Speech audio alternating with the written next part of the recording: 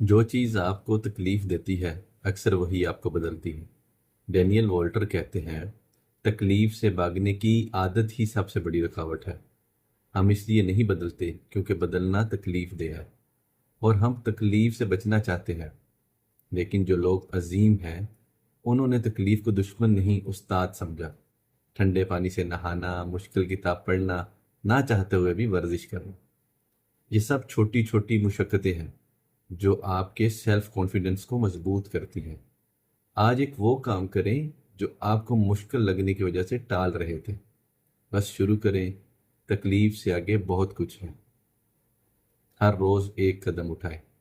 آرام ہمیں جہاں چھوڑتا ہے، ترقی وہاں سے شروع ہوتی ہے۔